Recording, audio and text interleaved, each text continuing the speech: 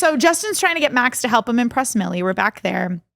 You know, and then we talked about this. And then he goes to the Tears of Blood. This is what happens when we jump around. My notes are he goes to the apartment and he's like, hey, and she's like, oh, good, you're here to babysit. I know. And my boyfriend's gonna. Has that ever happened to you where like you thought, okay, I hate this.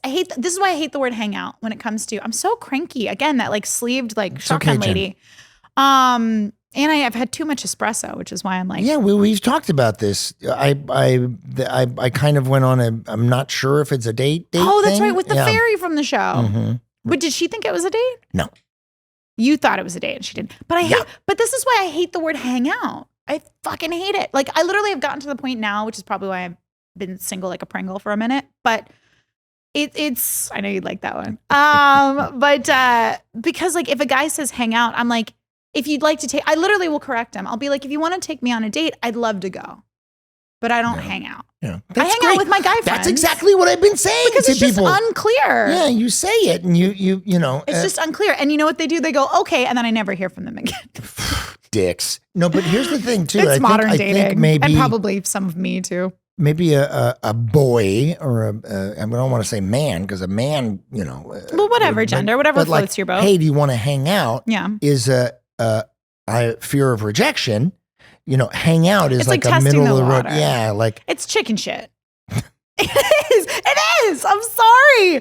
I've also like my poor Southern mom is like, you just need to be softer. You're so aggressive. Yeah. And I see it, I get it, but like, and I have that side of me, don't get me wrong. Yeah. But like I don't know. I'm done checking myself. I'm really tired of it. To the younger generation, I mean, for me, when I was high school or junior high school, it's like, do you want to be my girlfriend? You want to wear my Letterman jacket? Well, I didn't have a jacket like that, but like you should have had a jacket. You would ask, you know, you would, but I don't know. But that's from old school. Like I want you to ask me on a proper date. Of course, every guy out there, is such a cop you should do that. It's such a any person. It's not about just fucking guys. Yes, any person should just. I just fuck everything up. Yes, anybody who likes somebody, and you tell them, you'd say, I want to.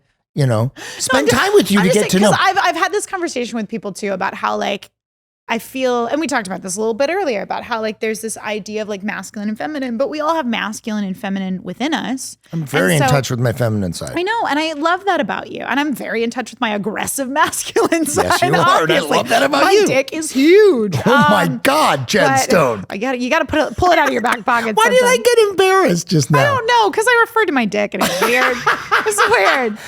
Breathe. It's fine. It's fine. Anyway, my metaphorical, what have you.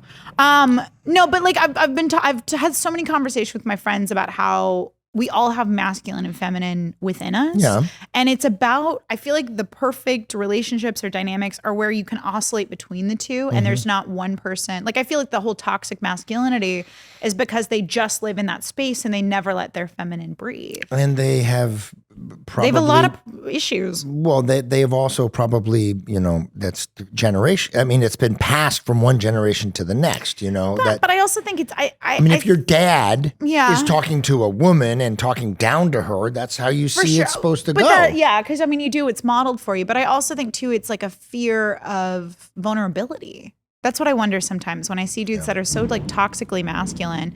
There's a bunch of them out there right now. This is something that needs to be talked about, and we need to get the word out that everybody should be talked to on an even plane. You know what I mean? Well, yeah, but just we're all multifaceted creatures, and that we all need to let both sides breathe. I think is really important, and I think when you can find a dynamic with a person where you can let both of those kind of oscillate and intermix with each other. Be yourself. Kind of a beautiful thing. Okay. We're going to get back to the episode, but I want to say this.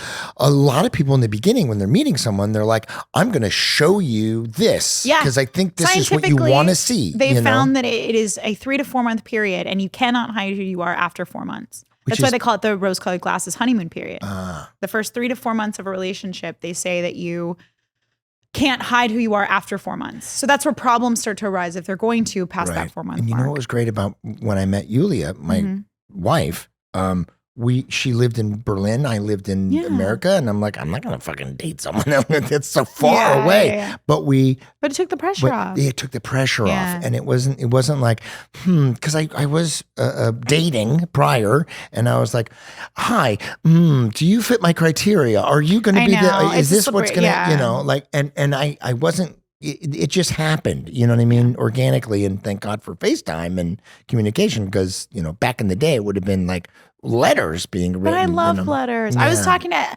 literally the best. Did you finally get my postcard? Did you get the postcard? Not the one from Germany. Not the one, but you've got another postcard. Yeah, I got your postcard. It made my whole day. I put it in my little like nerdy old lady like postcard album that I have.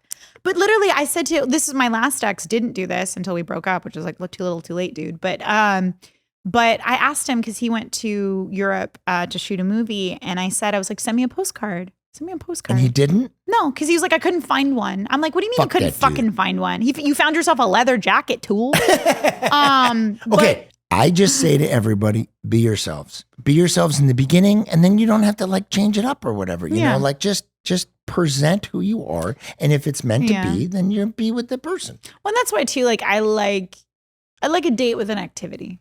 Like I love playing pool or like darts with somebody or going to a museum, like things where there's an activity, right? But not a hike.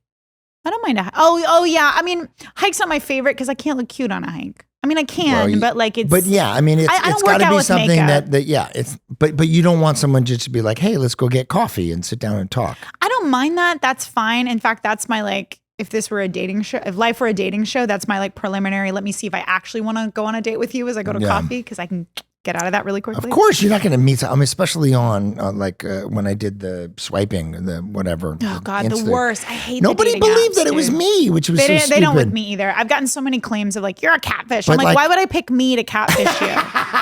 But I pick the girl that wears produce from Wizards as the catfish. Like, come on. Of all the Instagram models in the world, I was get the hell going on out a date. Like, I'm going to go on a date, and you go and you're like, oh, fuck, why did this is like a whole date. So I just would do coffee dates. Yeah. You know what I mean? Like, it's an audition. Yeah. It's like an audition where you're like, do I really want to spend an evening with you? Because it's happened to me so many times where I've gone on dates where it's dinner, and I know in the first 5 to 10 minutes that I'm like, I'm not into this. Right. And then I'm stuck there through a whole dinner, and I'm just like, get me the fuck out of here. I think I said this before, but there was somebody I met, and we had talked, good banter, really funny, the texting and the whatnots, and then we went to sit down to have dinner, and she was so fucking rude. You told me this. The server. Yeah, that's and I was like, you know what? I'm good. I'm ready to go. This is how she treats people. Yeah. Yeah, it's a huge red flag.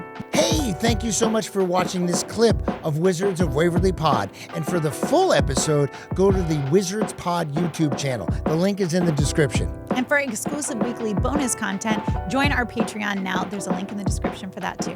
Thanks for watching. Bye now.